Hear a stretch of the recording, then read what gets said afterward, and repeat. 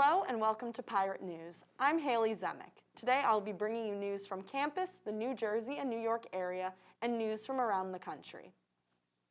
Jason Derulo recently performed a virtual concert for the students of Seton Hall. Pirate TV's Veronica Gale recently interviewed him and asked him about what it is like performing virtually, how he is handling the pandemic, and about his TikTok success.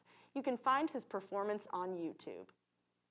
In other Seton Hall news, there have been 7 new cases of COVID-19 in the Seton Hall community. It is estimated there are 34 active cases, growing every day since the start of the spring semester, except February 1st and 2nd, the 2-day campus was closed due to snow. 54 cases have been reported this semester so far.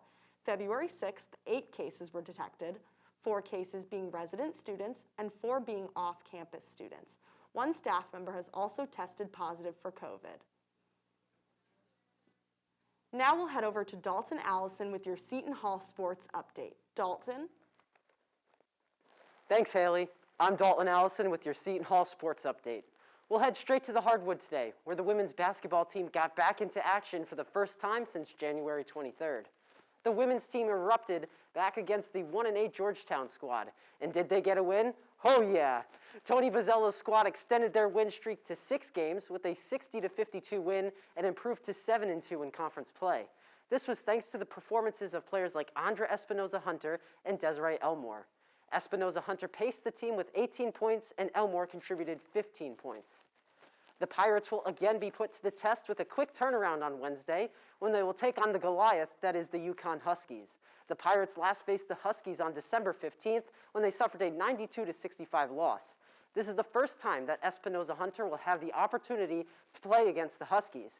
However, and her presence is expected to make this a heated matchup. Espinoza-Hunter played her first collegiate season at UConn before transferring to Mississippi State. Switching to the men's squad, Kevin Willard's squad partied like it was 1997. They traveled up to Storrs for Saturday afternoon matinee and left with an 80-73 victory. Big games from the likes of seniors Miles Kale and Sandra Mamukelashvili helped to hold off an 18-4 UConn run as the Pirates improved to 8-5 in conference play.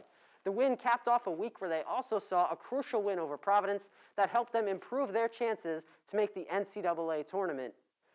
Keep your chocolate-covered strawberries and roses handy as the men's squad next plays on Valentine's Day against the Marquette Golden Eagles. That's all for your Seton Hall sports update. Once again, I'm Dalton Allison. Now back to Haley at the desk.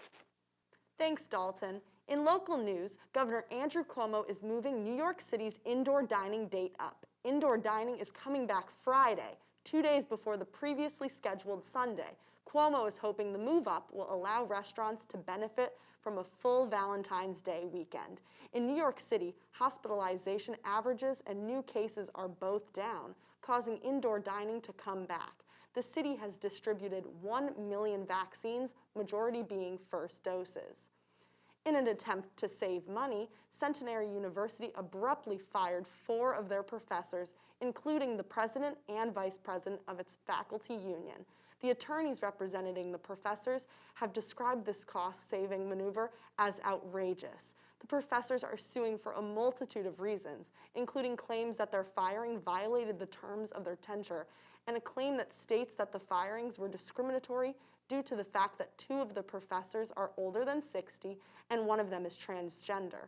According to data compiled by the State Office of the Secretary of Higher Education, Centenary has seen its enrollment plummet in recent years, seeing 1,681 students enrolled at the beginning of this academic year, which is down 24% since 2014.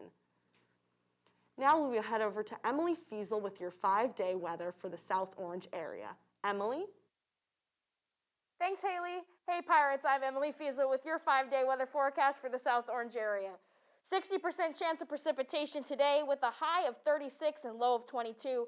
Moving on to tomorrow, the sun's finally going to peek out. High of 34, low of 23. Thursday, we're back to what we've been seeing. Cloudy with a high of 29 and a low of 23.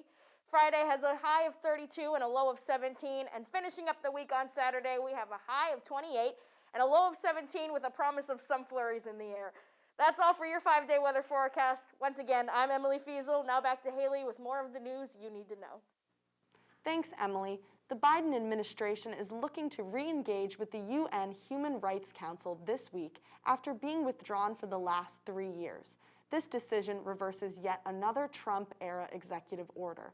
Trump pulled out of the world body's main human rights agency in 2018 due to its disproportionate focus on Israel, which has received by far the largest number of critical council resolutions against any country. In addition, the Trump administration took issue with the body's membership, which have been accused of human rights abuses. Since taking office, along with rejoining the UN Human Rights Council, President Joe Biden has rejoined the Paris Accord, the World Health Organization, and has signaled interest in returning to the Iran deal and UNESCO. That's all for today's episode of Pirate News. Once again, I'm Haley Zemek. Thanks for watching, stay safe, wear a mask, and have a great day.